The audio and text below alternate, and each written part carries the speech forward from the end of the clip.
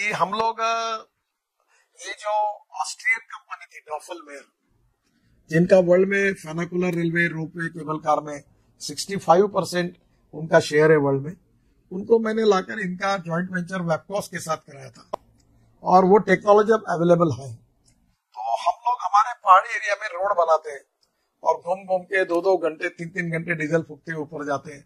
तो पहाड़ी क्षेत्र में हम लोग एक स्पॉट को दूसरे स्पॉट से जोड़ने के लिए ropeway, cable car, funicular railway type system का उपयोग करेंगे।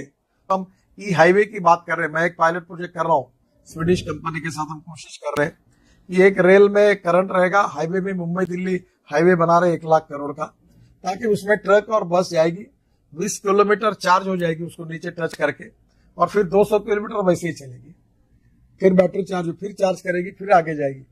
और अब बड़े प्रमाण पर इसमें काफी चेंजेस, काफी टेक्नोलॉजी डेवलप हुई है। अभी मेरे घर पर हमने 2 दिन पहले मैंने एक इलेक्ट्रिक एसयूवी ली, तो जो पेट्रोल के लिए 10,000 रुपए महीना लगता था, वो 800 रुपए, 700-800 रुपए इलेक्ट्रिसिटी का लगेगा।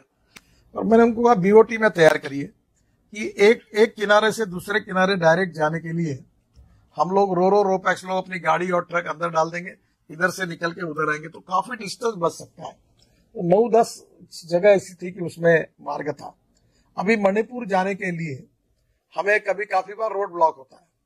हम ब्रह्मपुत्रा से, मुझे आपकी जागरूकता ज्यादा मालूम नहीं है, पर उस समय मैंने स्टडी किया था कि बराक में वहां से जाकर वहां से हम लोग डायरेक्ट इम्फाल तक पहुंच सकते थे। तो मुझे लगता है कि ये वाटर ट्रांसपोर्ट से लॉजिस्टिक हमारा बहुत सस्ता हो गया। ब्रह्मपुत्रा पर हमने काम किया, मैं मिनिस्टर था तब।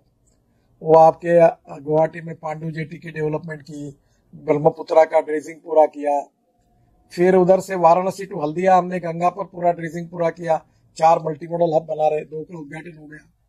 फिर बंगाल की खाड़ी है, अब ब्रह्मपुत्रा भी अगर पूरा ड्रेजिंग हो जाएगा तो टूरिज्म के हिसाब से इतना पोटेंशियल है कि मुझे लगता है कि काफी बड़ा रोजगार निर्माण होगा।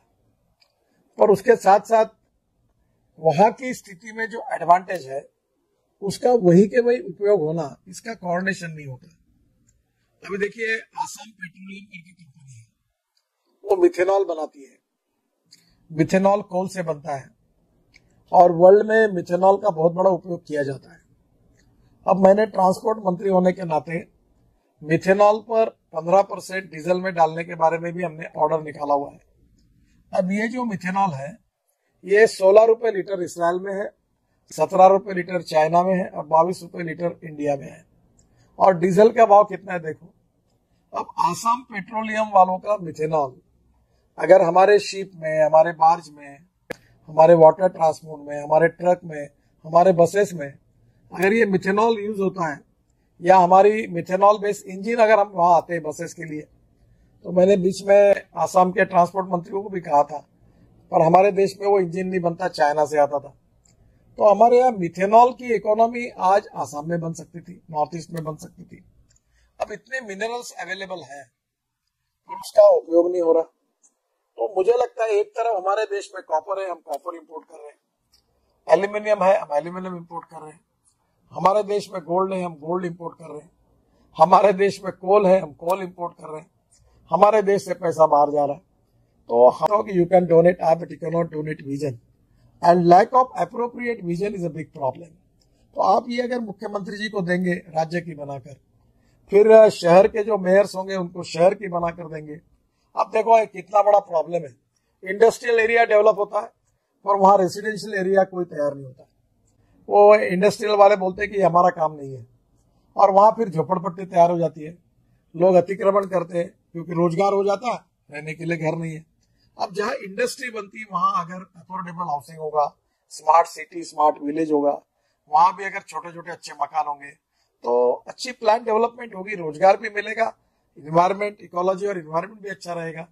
तो मुझे लगता है कहीं ना कहीं इंटीग्रेटेड अप्रोच में लॉजिस्टिक्स से लेकर, ट्रांसपोर्ट से लेकर, इंडस्ट्री से लेकर, ट्रेड बिजनेस से लेकर सभी बातों का विचार करना चाहिए। लगता है कि अब दिस इज अ टाइम कि हम अपने लॉजिस्टिक कॉस्ट को कैसे कम करें, और इसके लिए फ्यूल में हमने अभी बाम्बू से इथेनॉल बनाने की बात की है, राइस से इथेनॉल बनाने की बात की है।